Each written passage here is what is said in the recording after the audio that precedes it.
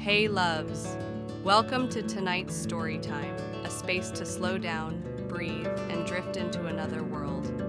I'm Dee, and I'll be reading you a story to help you unwind and let your imagination flow. So get cozy, grab a blanket, put on a headset or pair of earbuds, and let's begin. Tonight's story will be a continuation of a book I am writing myself. If you like the story, please let me know in the comments. Before we begin, please don't forget to like, comment, subscribe, and adjust the notification bell so you never miss when I post. The title of tonight's story is Dragons of Moonlight and Time. Dragons of Moonlight and Time. Chapter 2. The Trials of Time.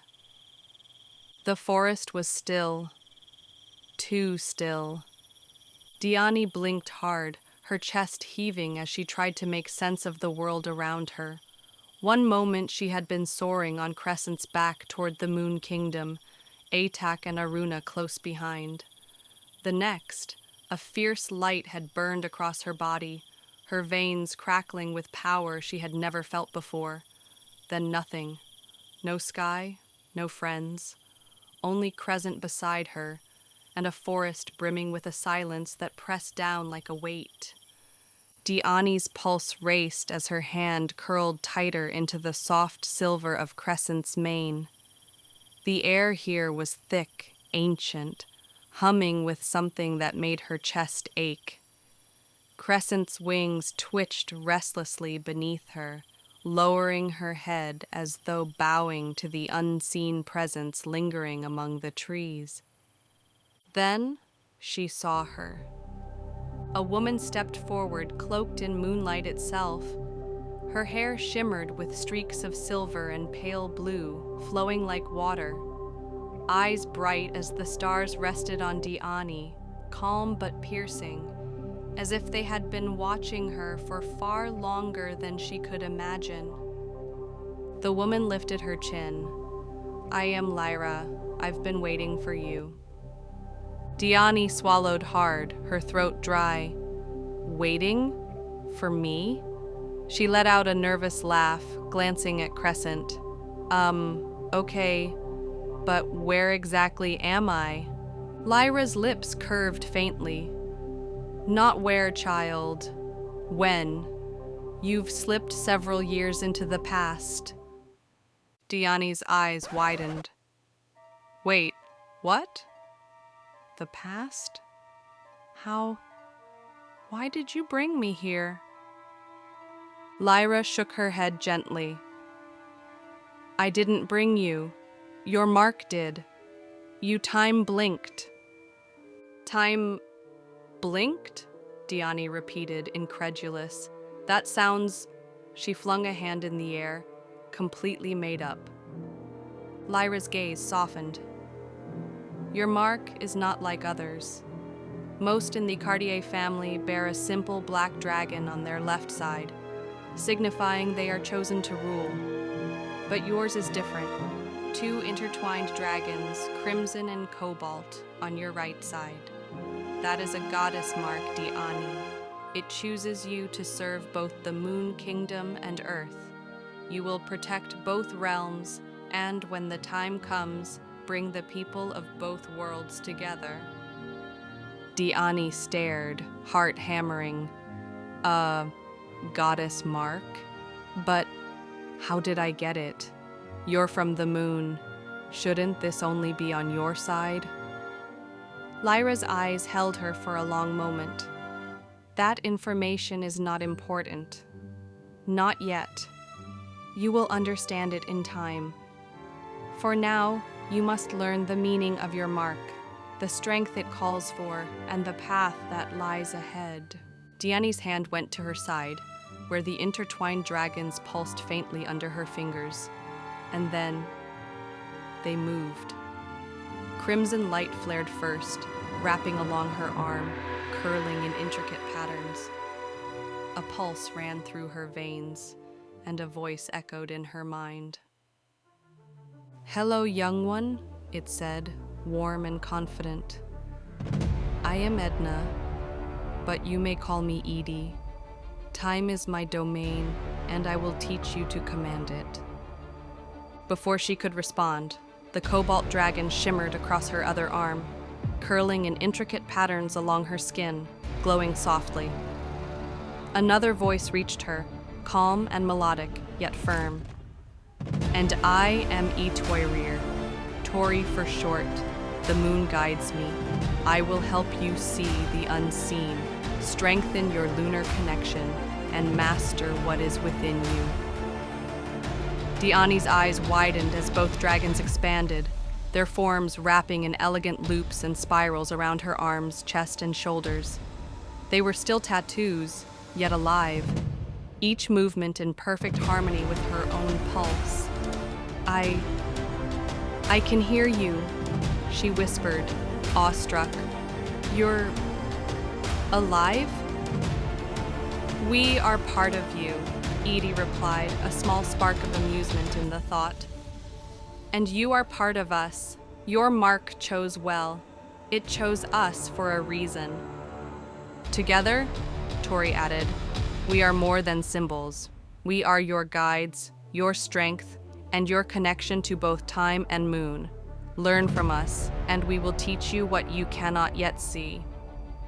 Diani closed her eyes, letting the sensation of the living tattoos flow over her, the dragon's voices wrapping around her consciousness.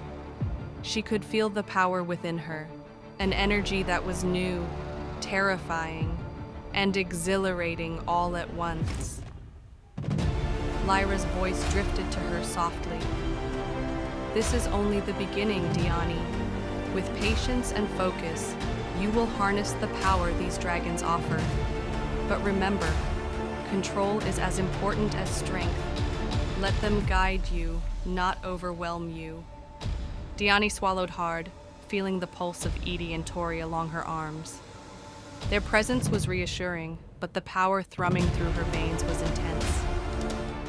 I'll try," she whispered. Lyra's eyes softened, but her tone grew firm. "Very well. We will begin your first trial now. A trial is not just about strength or magic. It is about understanding yourself, your limits, and your connection to both dragons and the worlds you are meant to protect. Are you ready, Diani?" Diani nodded, her heart hammering. "Yes, I think I am." "Good," Lyra said. "Then close your eyes, breathe deeply, and let Edy and Tori guide you. The trial will begin when you surrender to the flow of their power. Do not resist it, or you may find it overwhelming. Trust them, and trust yourself." The air around Diani shimmered, time and moonlight bending subtly. She could feel the dragon's energy ripple across her skin, their voices whispering encouragement in her mind. "Together we move," Edy murmured. "Together we see," Tori added. A soft wind lifted, carrying silver leaves in circles around her. The forest seemed to pause, holding its breath, and in that suspended moment, Diani understood. This was her first step, not just in mastering magic, but in discovering the depth of who she was. Diani clung to Crescent's back as the world shifted. Moonlight and time twisted around them until they arrived in a bright courtyard, laughter filling the air. A boy ran into view, brown-skinned, coiled hair bouncing with each step, and eyes that held a mesmerizing duality, one deep ocean blue, the other stormy gray. Garvit Cartier, 16, playful and kind, tossing a joke at a girl with long, curly chestnut hair and vivid green eyes. Alessia Brunhilde laughed, her joy clear and unrestrained. Diani's eyes widened as she took in the scene. "Lyra, I think I recognize them." Lyra nodded gently. "These are your parents, Diani, from when they were younger. You are seeing the past, moments that shaped who they would become and who you are. Can they see us? Diani asked, voice barely above a whisper. No. You watch, learn, and remember, but you must not interfere, not yet. Walking beside them was another boy, brown-skinned with coiled hair and piercing red eyes. Kyle, Garvet's best friend, smiled thinly, his eyes hiding a calculating intent. He moved with a kind of elegance Garvet didn't possess, a deliberate, almost ethereal grace that seemed too practiced, too precise. Even the way the light caught on his sharp cheekbones and elongated ears marked him as different. Elven blood flowed in his veins, and it showed in every measured step, in every tilt of his head. Kale's words were smooth, almost disarming. Garvet, Alessia, perhaps you're too serious. Life isn't only about rules and feelings. Sometimes a little cleverness gets you further than kindness. Garvet frowned. What do you mean? He's so kind, so trusting. He doesn't see that I've been planning every step. Tonight is just the beginning. And soon, everything he loves will be within my grasp, Kale thought mentally. Kyle strolled deliberately around them, the sunlight glinting off his polished boots. His shoulders were relaxed, almost languid, but his eyes never left Alessia. Each movement was calculated, his fingers brushing the edge of his coat, a slow tilt of his head as if measuring them, studying them. He let his gaze linger on Alessia, a slow, knowing smile tugging at his lips. You know, he said smoothly, voice low and deliberate, someone. He let the word hang just a fraction longer, his eyes flicking from Garvet to Alessia, a subtle, possessive gleam, emphasizing someone as if to suggest himself. Like you deserve someone who truly understands you, someone who could match you. Alessia's smile faltered, but only slightly. I mean, you're so kind, Garvet, so trusting. You let everything in your heart show, and that makes you predictable. Weak, even, Kyle said aloud, striding past with a confident tilt to his chin, masking his scheming with smooth words. Alessia's laugh rang out, but she said firmly, Kale, you're wrong. Garvet is not weak, and I don't see you that way. He's the one I care about. Garvet pressed his lips into a line. She doesn't see you that way, and I won't let you manipulate her or me into something you want. Kale's red eyes darkened with envy, though his lips curved into a smug half-smile. He has everything. The title, the life, the girl. And all I have is this desire, he thought mentally. His cocky demeanor hid the ache of wanting what Garvet had. The elf turned sharply and stalked away, the sunlight catching the edges of his cloak, every step radiating self-assured arrogance. His movements were too flawless, too graceful to be human, a performance as much as a stride. Garvet's shoulders slumped briefly, but the fire in his eyes never died. Garvet and Alessia exchanged subtle glances. They thought it odd. Kyle's words about weakness, predictability, and kindness didn't sit right. Diani's brow furrowed, watching Kyle with a mixture of curiosity and unease. There was something almost unreal about him. His presence too sharp, too deliberate. Why would he call my father weak and predictable? Her fingers tightened around Crescent's mane as unease twisted into suspicion. Lyra's voice, calm and steady, cut through her thoughts. Be careful, Diani. Elves are cunning, their pride deep-rooted. Arrogance can be a mask, just as humility can hide great strength. The dragons do not judge on a single glance or word. They observe, they wait, and they learn. Patience reveals truth in ways haste never will. An elf, dressed in sheep's clothing. Diani time blinked again. The forest blurred into streaks of silver and gold. Lyra glided beside her, the dragons pulsing softly against her skin. The world solidified around them into the warm glow of a bustling tavern. The scent of spiced mead and roasting meat wrapped around her senses, mingling with the faint hum of music from a corner harp.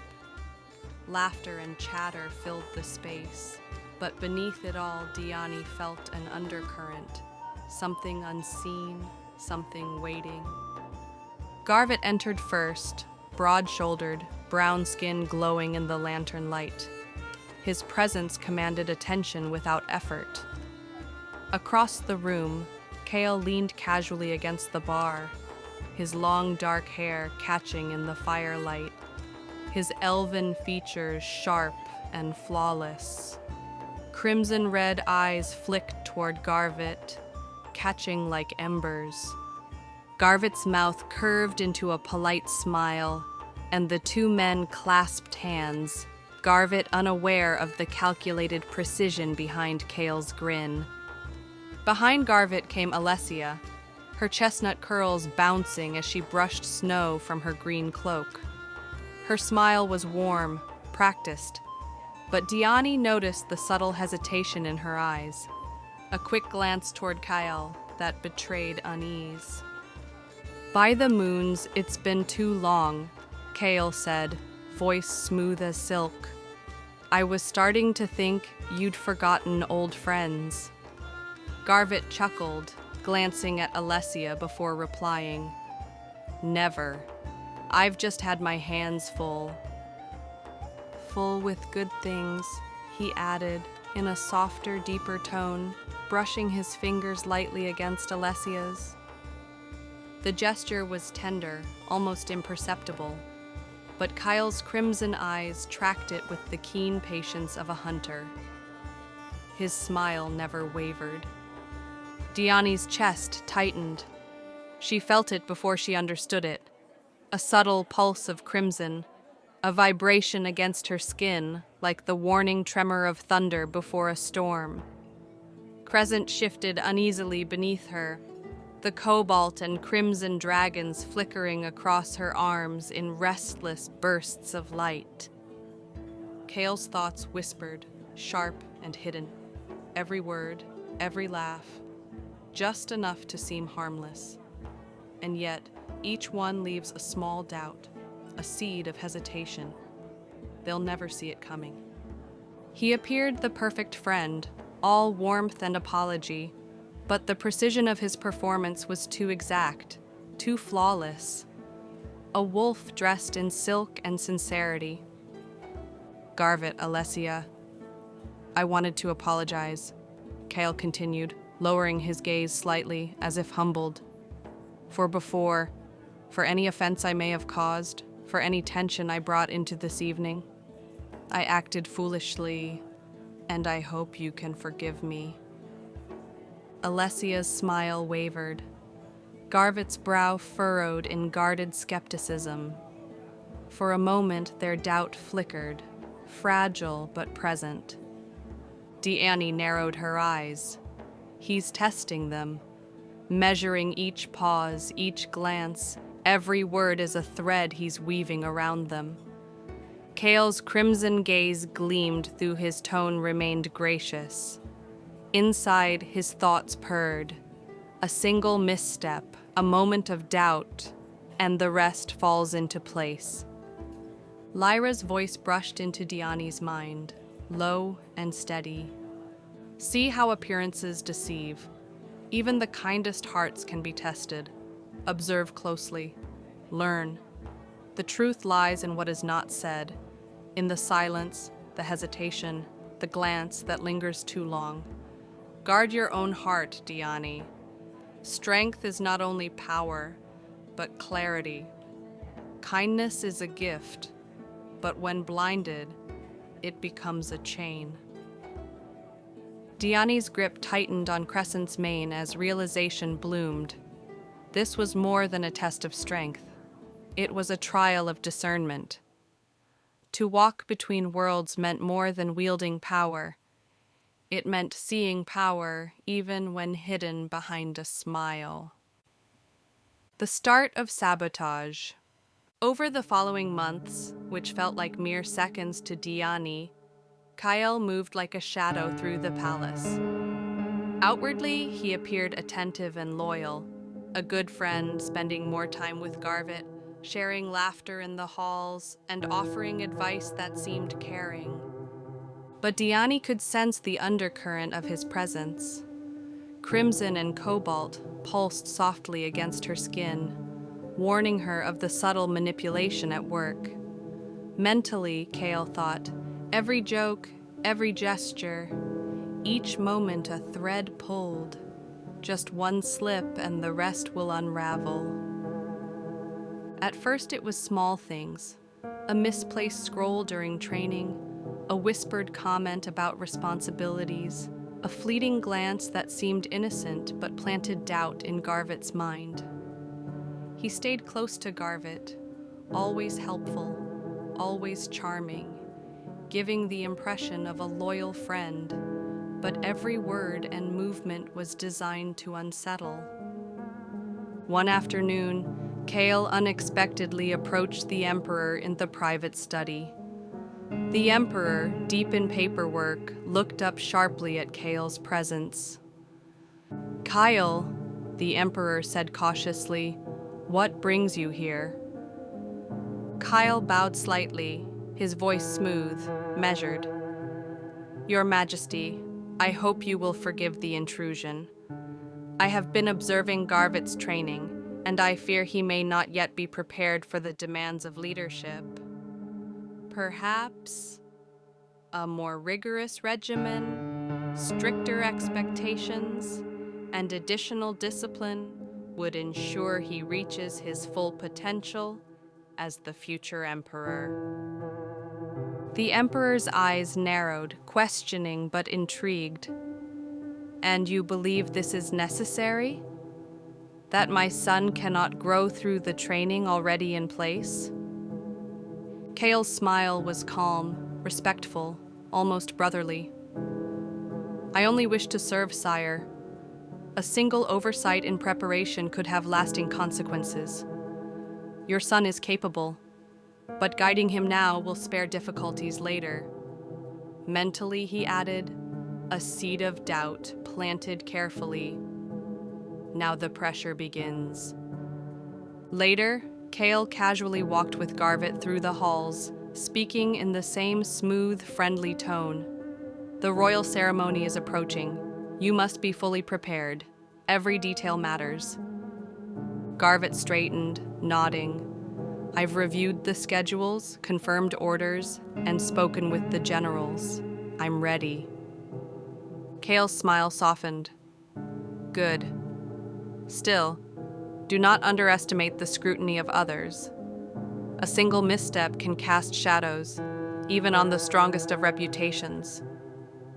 Mentally, he thought, subtle pressure, just enough to make him doubt himself without realizing it. Diani's countenance tightened as she observed him with careful attention. Lyra's voice brushed against her mind. "See carefully, Diani. True danger is often quiet. Not every threat shouts. Some smile and offer guidance while they tighten the noose. Observe, learn, and keep your heart steady. Your mark is a guide. It will reveal truth if you remain patient and discerning. Remember to guard your emotions. Strength is balance, and kindness is power. Do not be swayed by charm or deceit. Do not rush to anger or revenge. A leader, a goddess, acts with wisdom first." Kyle lingered just long enough to smile at Garvit, a seemingly casual gesture loaded with intention.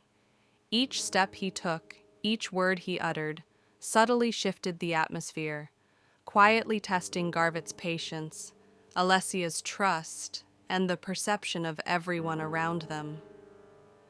Diani exhaled slowly, her gaze on Kyle. So this is what it takes to protect both worlds, to see what others cannot, to remain strong and kind, and to wait until the moment is right. Crescent flicked her wings once, soft but deliberate, as if agreeing. The palace was a stage, Kale the actor, Garvet the unwitting target, and Diani was learning the intricate dance of patience, observation, and discernment. And somewhere in the distance, the first seeds of Kale's plan were beginning to bloom, invisible but undeniable. Thank you for listening, loves. Please remember this story is narrated and produced exclusively by Cozy Reads by Dee. We ask that you enjoy it here and kindly respect the creative work by not copying or reposting it elsewhere. Thank you, and until next time, sweet dreams, and stay safe.